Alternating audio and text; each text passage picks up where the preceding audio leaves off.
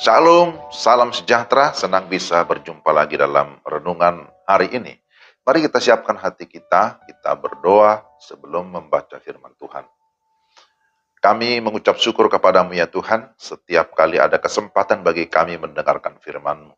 Kami berdoa memohon pertolongan Roh Kudus, sehingga kami dapat memahami firman-Mu dengan benar. Dalam nama Yesus kami berdoa. Amin. Pembacaan firman Tuhan dari kitab Nabi Yesaya. Yesaya 50 ayat 4 dan 5. Demikian firman Tuhan. Tuhan Allah telah memberikan kepadaku lidah seorang murid, supaya dengan perkataan aku dapat memberi semangat baru kepada orang yang letih lesu. Setiap pagi ia mempertajam pendengaranku untuk mendengar seperti seorang murid. Tuhan Allah telah membuka telingaku dan aku tidak memberontak, tidak berpaling ke belakang. Demikianlah firman Tuhan. Tema kita, hidup sebagai seorang murid. Itulah temanya. Saudara yang dikasihi Tuhan, setiap guru pastilah mengharapkan muridnya bertumbuh menjadi pribadi yang sungguh-sungguh dapat dibanggakan. Demikian pun orang tua mengharapkan agar anaknya menjadi seorang anak yang taat, kemudian menjadi berkat. Kalau seorang pendeta pasti mengharapkan anggota jemaatnya dapat bertumbuh dan hidup di dalam ketaatan kepada kehendak Tuhan.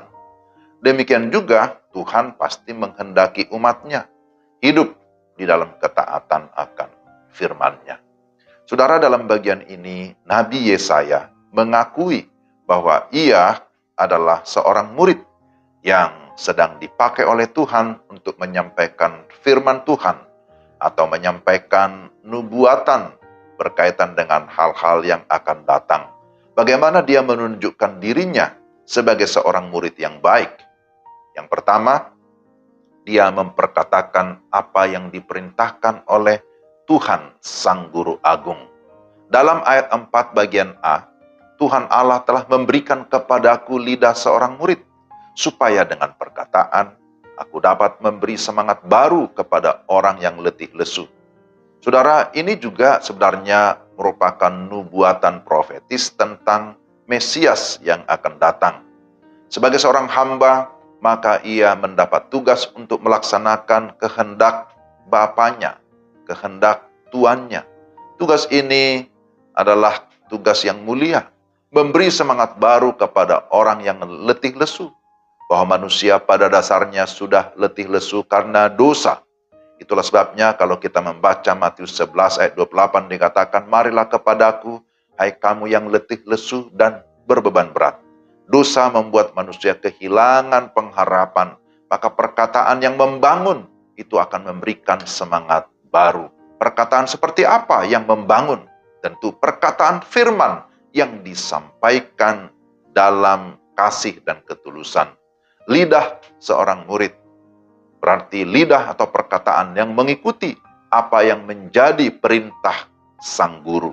Maka ketika kita mengaku sebagai hamba atau sebagai murid Kristus, kita harus memperkatakan apa yang merupakan perkataan atau firman dari Kristus. Itulah yang dapat menguatkan, itulah yang meneguhkan, dan firman itulah juga yang mempertobatkan orang-orang berdosa supaya kembali kepada kebenaran. Yang kedua, hidup sebagai seorang murid mau terus melatih atau melengkapi diri supaya memiliki kepekaan akan suara Tuhan. Kita tidak mungkin dapat melaksanakan tugas dengan baik dan benar jikalau kita tidak diperlengkapi, jikalau tidak dilatih terus-menerus. Dalam ayat 4 bagian B dikatakan, setiap pagi ia mempertajam pendengaranku untuk mendengar seperti seorang murid. Setiap pagi, artinya ini adalah satu hal yang dilakukan secara berkelanjutan, secara terus-menerus, melatih pendengaran. Karena kalau kita tidak mendengar dengan baik, maka kita tidak bisa memahami apa yang sesungguhnya diperintahkan. Ada orang belum mendengarkan sungguh-sungguh sudah pergi. orang belum dengar sudah komen. Nah, itulah kebiasaan di zaman ini. Maka mari kita melatih pendengaran kita supaya kita memiliki kepekaan terhadap kehendak Tuhan. Karena Tuhan tidak pernah off di dalam melaksanakan misinya. Dia tetap aktif dalam misinya. Maka kita pun harus tetap aktif di dalam melakukan apa yang Tuhan kehendaki. Maka dikatakan kita mengawali hari kita setiap pagi dengan terus berdoa, dengan terus bertanya kepada Tuhan. Tuhan, hari ini Engkau mau kerjakan apa? Apakah aku mau Engkau libatkan?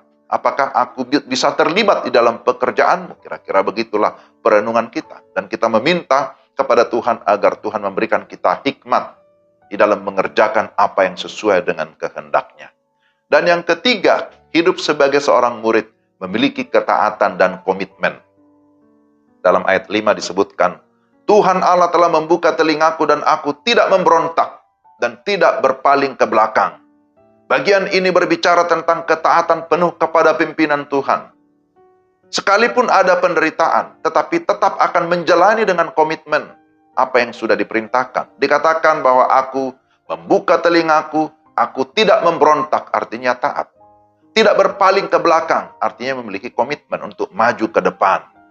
Jadi kita perlu memiliki yang namanya ketaatan penuh, komitmen di dalam menjalankan apa yang Tuhan perintahkan.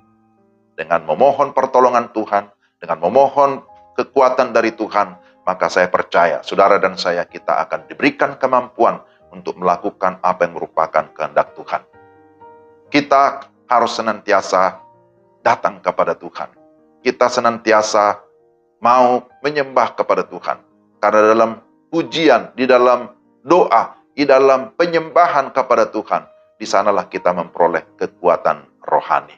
Ada ungkapan yang berkata, yang berbunyi, orang yang berlutut di hadapan Tuhan, maka dia akan bisa berdiri tegak di hadapan orang lain. Maka mari kita sekali lagi hidup sebagai seorang murid yang taat, seorang murid yang memiliki komitmen. Maka saya percaya kita akan diberkati oleh Tuhan untuk bisa menjadi berkat. Mari kita berdoa. Tuhan, terima kasih untuk firman-Mu. Tolonglah kami supaya kami dapat menjadi seorang murid yang baik, murid yang sejati, murid yang menjalankan kehendak-Mu, supaya kehidupan kami boleh berguna, boleh menjadi berkat dimanapun kami berada. Dalam nama Tuhan Yesus kami berdoa. Amin. Demikian renungan kita. Tuhan memberkati Bapak, Ibu, dan saudara sekalian. Salam.